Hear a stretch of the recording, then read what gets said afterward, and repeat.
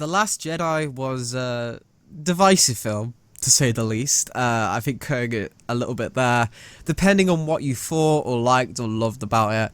One of the biggest elements a lot of people seem to have waged war between themselves among the stars is the character of Luke Skywalker, the hero of the original trilogy, brilliantly played by Mark Hamill, brought to the screen after the cliffhanger of Force Awakens, was a little different than some people were expecting him. Especially compared to the previous adventures of Luke Skywalker in the old expanded universe of Star Wars. Two very distinct characters with some similar elements here and there, but overall, this old Jedi Master has lived a very strange and convoluted life. And to tackle this, I've had to go to the archives and bring over Jedi Master of my own. Joining me for the first time on this channel for what should be a very interesting discussion, the life and legend of Luke Skywalker, is the one and only Joel Davis. How are you, man? Hello, welcome. I can't wait, my young Padawan, to take you through the journey of the Star Wars universes. Is that Universe I or Universes at this point? I mean, if we count the EU as its own thing, as Legend as its own universe, then yeah, universes, there's at least two. The Star Wars multiverse is something we need. Oh, I would love that. That'd be cool. I don't want it like as a canon thing, but I would just be kind of cool to have like a multi-crossover thing. I don't think it's ever going to happen, but that would be something kind of awesome. Definitely. I guess just straight opening this, what is your experience with Luke Skywalker as a character in just the original trilogy? I mean, my experience with Luke Skywalker as just a character is, I think, what everyone's experience is. I mean, he's not my favorite character. That's the Emperor. He's my favorite character. But I watch his adventures in the original trilogy. I think he's a good hero, and his journey is a strong one. And it's just, it's always fulfilling when we watch Return of the Jedi and he just stands up to the Emperor and goes, I'm a Jedi like my father before me. I just love the Emperor's, expression. It's like, after, 30 years of no Jedi, although, if you count New Canon, he's met some quote-unquote quasi-Jedi before. It's like, oh, shoot, a Jedi is standing before me. After so long, I thought I won. Well, time to take this kid down. Yeah, it's very much the archetypal hero standing up to the dragon, or the embodiment of evil, the embodiment of temptation, and just throwing us away his weapon, knowing he'll be defenseless, but that doesn't matter. It's all about the point. It's all about winning the argument. And Luke won the argument against the Emperor, and Palpatine has never, I don't think in his entire life he's ever lost an argument before, so that's probably why he raised his brow a little bit there. I mean, when you have your Force lightning to back you up when you're arguing, so... That's true. It's one of those things where Luke's always been, his journey from whiny farm boy to a Jedi Knight, defending his father and redeeming Darth Vader, is one of those stories that's going to always be... It's always going to buzz people, it's always going to get people excited. And I feel like if you just had that as an ending, I think that's perfectly fine. But that's something. Oh, sorry if I was interrupting. No. I mean, that's always something about the sequel trilogy, which I love. I love sequel trilogy. I've always found a little, I don't want to say hard to swallow, because I love a lot of the I like post Return of the Jedi EU stuff too, but sort of the mythological storytelling wise, I feel like Return of the Jedi is. And they lived happily ever after, the end. That's how George wanted it, because he was done. He said he was done until he wasn't. Although I'm curious if Episode 9 might change my opinions because of, what they are hinting at in the trailers. But as of now, that's sort of my little... The sequel trilogy kind of has that sort of addendum-like kind of feeling to it. I don't know, that's just me. No, I could totally agree. I feel like there's only so much we really know without because George Lucas likes to change his stories a lot, depending on what actually he means. Like, sometimes he'll lie to make it sound like he planned it all along, and then different conflicting facts. But I do think there is a solid basis that by at least the time he was working on Empire Strikes Back, and maybe the script to Return of the Jedi before he got even like Spielberg on. He tried to get Spielberg and stuff. I think that was an idea because Luke Skywalker has talked about this in interviews. Is the plan was always one day Luke will come back and be a mentor figure. So even though Return of the Jedi has a very storybook ending, and that ending may have got changed to be more happy ever after compared to what it originally would have been with a darker ending, I feel like the promise of 7, 8, and 9 was always there, and it's always a story people always wanted to play with. The EU with the Thrawn trilogy can be, a lot of people saw that for a long time as 7, 8, and 9. Which I think is a good segue into, okay, yes, we have this perfect ending of the original trilogy, but once we do have to explore what happens after, where do you take Luke? Just strictly speaking, the EU, how did you find its treatment of Luke Skywalker basically becoming this genius Jedi god almost? I think the genius Jedi God is a bit over. I think that's more of a collective memory thing, honestly, than what actually happens. Luke goes through trials and errors. I think us, you and me, we're probably around the same age, more or less. I'm 24. We kind of have the distance. So, the Thrawn trilogy takes place just 5 years after Return of the Jedi. I think 5 years. Could be 4. It could be more. I think it's at least 5 to 6. And Luke's still dealing with stuff. Funny enough, I reread the Thrawn trilogy quite recently, so he's still unsure of how am I going to do this? I'm the only Jedi left. There's no one else. Ben's ghost no longer can talk to me because his time's over. It's time for him to go to Star Wars heaven. I don't have any students. I'm uncomfortable with the fact the New Republic's on Coruscant. The aesthetic is all wrong. I think it's just a problem of maybe oversaturation that became the issue, Right? and not because with canon, with Disney canon, or just canon, or just Star Wars now. We have it where they didn't start episode 7, 8, 9 so close after Return of the Jedi because we couldn't. I mean, you could if you recast and stuff, but I don't think any. I think there would be a lot of outcry there. So you started 30 years later, and that's a big jump to where we have lonely, depressed Luke. While in EU we had Thrawn trilogy, which is 5 years after Return of the Jedi. That wraps up. And then it's sort of like, okay, on to the next thing. Dark Empire, Clone Palpatine returns, which is actually a comic, and there was some kind of contradictions at first because they weren't sure if that was canon or not for a long time until it got mentioned in some books. I don't want to get too much into that. But then it's like, and then the next set of books. I'm just going to stick to books and not comics. And then, the next set of books, and then the Jedi Academy trilogy, and then 15 books of the Yuzhan Vong, and then the Legacy of the Force stuff with Jason Solo turning the dark side, and that's when Luke got really dark for a while, funny enough. So Luke did have some dark moments in EU too that people weren't happy about. I never read those books, sadly. Overall, I think Luke was treated fine. I just think it's more of a problem of overdevelopment and just maybe quantity over quality in some cases. Right. My opinion on that has always been is I very much like Luke's journey in the Thrawn trilogy to where we end up in New Jedi Order, where he starts off unsure of his place in things, and then he's truly alone for the first time. He's never been in all 3 of his original films. He's always had some contact. He's truly alone, and he has to figure out, okay, what were the flaws of the Jedi? How can I fix that? Is there a way I can do this? And it's very much, okay, he has to face trials, but there is ultimately a positive idea that he sets forward. Being able to introduce love into the Jedi Order, being able to fix some of the more dogmatic practices, making it more connected to the people without having to go through senators and all of that to contact the Jedi like it was in the prequel trilogy.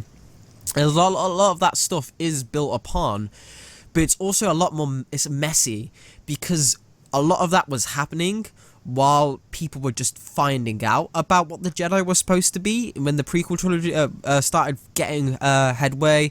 And before that, you had like what was the Clone Wars, and people had different interpretations of what the Clone Wars actually was. So there was very much a not set idea of what a Jedi was. So Luke reforming that and making it better kept changing in little subtle ways, which I think makes for a good story in character-wise, that Luke becomes this redeemer. He becomes what Anakin could have been, becoming like the embodiment of the Chosen One done right as like a final story. But then I'm also like the EU expands past that, and you get I forget what the title of it is, but it's that story with a Skywalker set like 1,000 years after Luke. Legacy comics. The Legacy comics. Precisely, thank you. So you get stuff like that, and that has a very bad ending for the Jedi Order that then has to then again get rebuilt. So it's not a new thing that Luke's Jedi Order doesn't ultimately pan out. The sequel trilogy is a lot shorter period for when it fails, but it's both times in the EU as well, it ultimately does fail, which I think is interesting. But no, EU Luke I've always thought was fine, but I was never wowed by anything he did. He always felt less of a mythic hero and more just like a character as part of the universe. I think a good example is if original trilogy Luke is All-Star Superman. EU Luke to me was Superman as he appears in every book regularly. He loses that like grandeur because he's used so often. I think it's fair. I think that's actually a very interesting point. I think that's definitely the difference. Sorry to hear noise, by the way. I'm trying my best. I live in a small house apartment. But I think that's definitely a symptom of how the new canon is set up compared to the old. Again, it's that quantity thing. And I don't want to say, oh, because there were so many EU books in the old days, they all suck. No, there's some pretty good ones. In various eras. I know people really like Thrawn Trilogy. I know a lot of people like Legacy. A lot of Plagueis. A lot of the old 2000 comic books from the Old Republic era. Those were fun. Clone Wars stuff. But I agree, because the way the sequel trilogy is set up, it's more about making the original trilogy characters more mythical, like Luke Skywalker, like Han a little bit. It's all about the legacy. Like, oh my gosh, you're Han Solo. Rey, Rey's like, oh my gosh, you're Han Solo. Like Luke Skywalker, like, oh my gosh. Compared to the old EU, which was more like these are the continuing adventures of Han, Luke, and Leia, which I don't think is a bad idea conceptually, even like movie-wise necessarily, because I think it's also the context, right? Because those books started in the 1990s, although there were Star Wars books even before then as well. In fact, the first technically EU book was in 1978 after A New Hope, called Splinter of the Mind's Eye, Right. which you should give a read because it's really weird to see like a pre-Empire Strikes Back expanded universe, because like they really hone on the idea that Luke and Leia aren't brother and sister and might, have feelings for each other, in the romantic sense of the word. But again, it's like those books came out like right after Return of the Jedi, and people wanted to see, hey, what are the continuing adventures of, my favorite characters? So that's kind of how, at least the post-Return of the Jedi era is more or less set up. It's like just the continuing adventures of the characters. They get kids, and then you hope that the kids pass the torch along, which people argue sometimes it didn't always do it quite well. I especially hear that after the New Jedi Order, which was the Yuzong Vong alien invasion plotline. That kind of faltered a little bit after that, kind of after 2005. That's just what I'm hearing from the fans. Like a lot of the post New Jedi Order stuff was like, not well received, which is funny because a lot of that post Yuzong Vong invasion stuff, a lot of the concepts, those are actually in the sequel trilogy. Like, a solo kid turning to the dark side. Luke actually does go into exile, although it's for very different reasons. Kind of thing, just going dark again. But I agree with you in that sense that I feel like the sequel trilogy is trying to go for, especially Last Jedi. I think Last Jedi hits this home even more than TFA does with the whole Luke is more of the mythic hero thing. Yeah, he's more in the vein of a King Arthur or a Hercules than he is a traditional sci-fi hero, which he sometimes gets reduced to in the EU stories. But at the same time, like those more mythic heroes, he's also a lot more deeply flawed.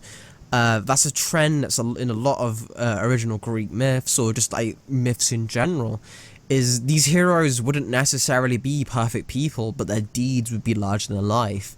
And that's why I feel like Luke really captures in the sequel trilogy. He's like, okay, so we thought we first had the story of the father and his fall, and then we had the story of the son and his rise, and then the third trilogy would then be the legacy of both.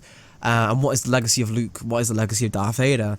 And so you get Luke as an old man, no longer dealing with the wide-eyed hope he had in the original trilogy. Even then, Luke was always a bit of a cynic. He would always he didn't believe Yoda straight away. He had to be pushed into believing into the Force.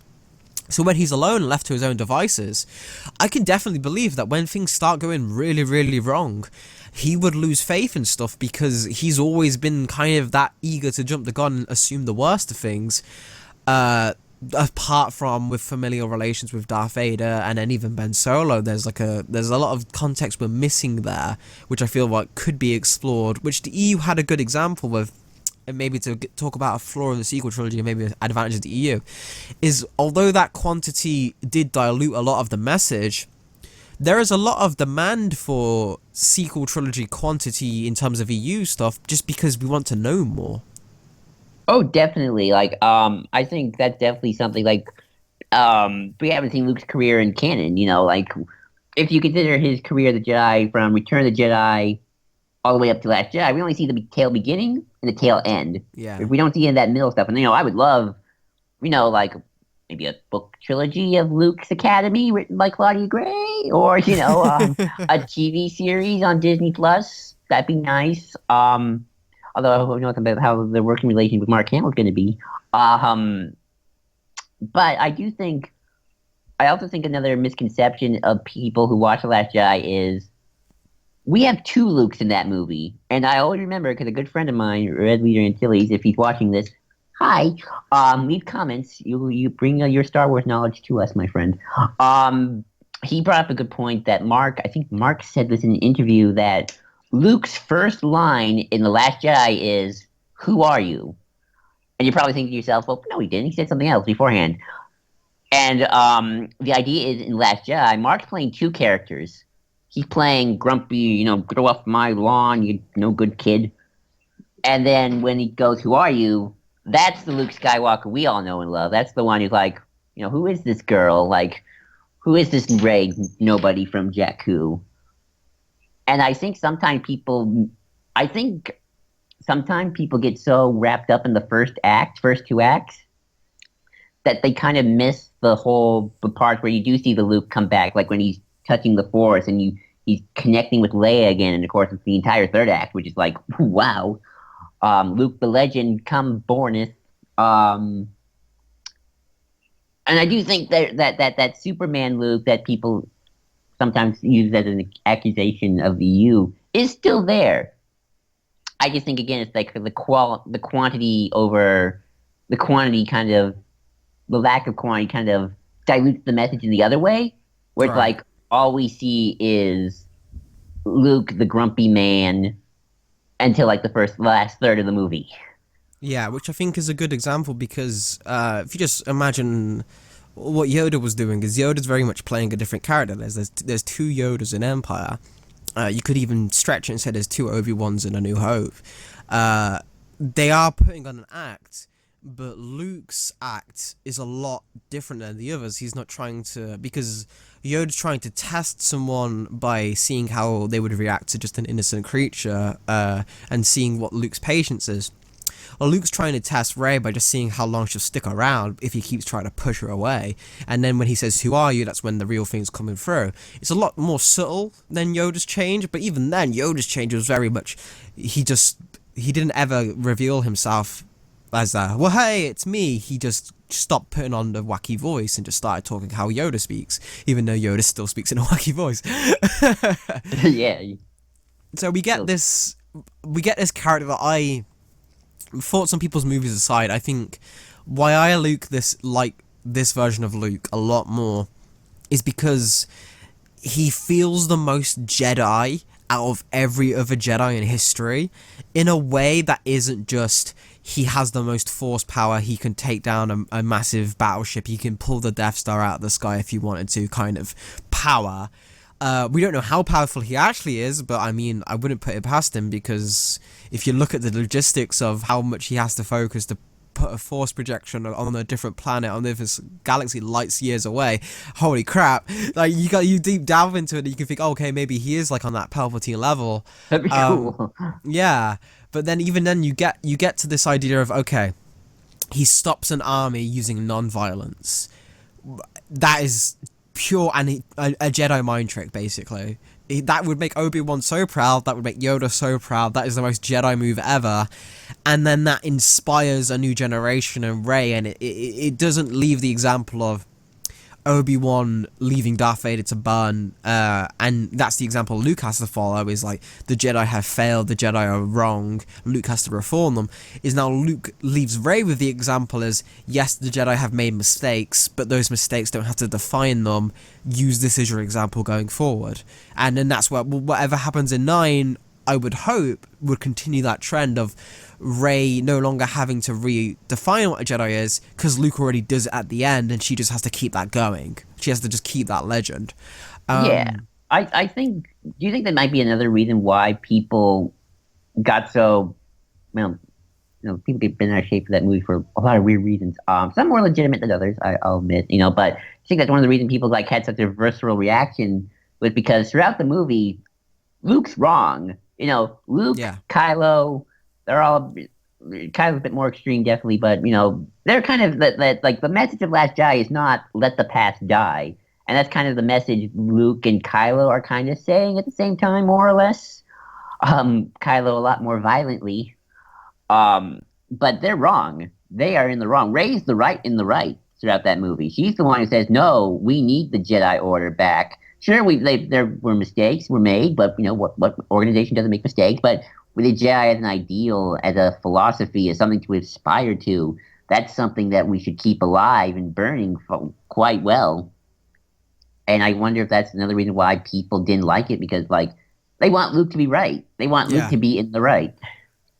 I think that's a very good observation, because it is that thing as well as to go back to the Superman example, because I think Superman and Luke are very similar characters, more so than people would think, because they both have this misconception of them having to be perfect. As much as fault as the DCEU has with its handling of Superman, I also don't agree with the other camp who wants them all to, or whoever wants him to just be Christopher Reeve. I feel like there is a middle ground with these characters where you have to, yes, they are inspirational, yes, they are better than the most of us, but they're still people at the end of the day, and people fall, people crash, and normally the higher you rise, the harder you fall, but it's about how can you get back up. And I find that so much more inspiring to real life and taking away from fiction, and just as a film, it has a lot more drama to it than if Luke just turned up, taught Rey a couple of lessons, had a joke, and then flew away in the Falcon with her at the end. Like that seems so unbecoming of what Luke Skywalker is. Like, he feels that when he appears, it needs to be his time, he's special, and then he's over, he's done, and then Force Ghost non-standing, because then he's no longer really, his time in the spotlight is over then at that point. I very much feel like I would rather have a story where Luke fell and came back in the grandest possible faction, and that's his story, rather than maybe the EU thing where Luke just becomes a background character that does like cool stuff now and again for the next generation. He's like, if the next generation is going to be here, I want Luke gone, so then Luke can't be a crutch for them to rely on, but I also don't want Luke to have to take focus away from them, or them to have to take focus away from Luke, if that makes any sense. No, I think so, and maybe that was I don't want to just maybe I don't, obviously for me like I feel like sometimes comparing the EU to canon is like comparing apples and oranges because they're so structured so differently and their Right. goals were so different. Um, Even though they're conceptually there's a lot of stuff from the EU that's actually in canon. Like have you read the Dark Empire comics? Yes, I have. Okay, because I feel like Luke wasn't perfect in the EU either. Like he tried to infiltrate the dark side by joining it, and that went badly. In You'd fact, think, right? yeah, it did. Like like he thought, I'm just infiltrating the dark side. I'm not actually evil, and then by the end, he's like, oh shoot, I'm evil. Dang it. I don't think it's done as grandiose as probably you would like it, and I can agree with that. But Luke had some missteps, but Right. I do think that maybe keeping the old characters alive for so long kind of hindered it. At least, I mean, I don't think unique death is always like required as a storytelling device. Myself, I would prefer it when a writer can get away with keeping a character alive and not killing them. Um, but I do think that kind of tempted authors a little too much to be like, well, I want to write Luke instead of Jane and Jana and Jason or Ben Skywalker. It's sort of like I want to play with the characters I like instead of these kids. Yeah, I Uh, think that was a big problem. And I'm glad because I feel like it's also like we still can have adventures with Luke, and I hope we do. Like that Disney Plus series you spout like that. I think that'd be a cool one. You get Mark Hamill. I mean, he's been a bit sour with things lately, but I also feel like he loves the character. Of like he would never say no to playing it. Especially in the series, he'd obviously get a lot more screen time, which I think was his major thing. But yeah, stuff like that. I think was Luke's a very interesting character, and there's no shortage of material with him, especially as Star Wars and kind of being the face of Star Wars. He's a character that has a lot of different layers and depths, and although we've only covered a little bit of it here, I think this was a good discussion, getting over a good couple of themes and maybe why Luke became so divisive. So yes, thank you for joining me on for this, Joel. It you're, was really you're welcome. impressive. Yeah, yeah, and great time. I guess do you like do recommendations at the end or something like Oh, TV if you Jelly? want to, go ahead. Okay, well, some good Luke centric things. Strange. I guess the original trilogy, Black Jedi, obviously. Check out the Thrawn trilogy too. I think that's a good way to like get introduced like the EU Luke kind of seeing in his kind of his prime. Um, it's strange. There isn't much to recommend with Luke, strangely, and I love the character, but it's like I feel like I can recommend more like Darth Vader or Mace Windu. Right, Um, but yeah, I think Black Jedi, maybe the Thrawn trilogy, those be some good recommendations to go with. definitely. Luke Skywalker. There you go. Again, Luke's probably going to keep getting more stuff, so just keep an eye out and he'll turn up in something or somewhere. But yes, most of all, I hope you've enjoyed this. Don't forget to comment below if you have any favourite Luke Skywalker stories you missed or your opinions on the character. And tune in next time for whatever other discussion we decide to go for. But yes, thank you all for listening, and most of all, take it easy.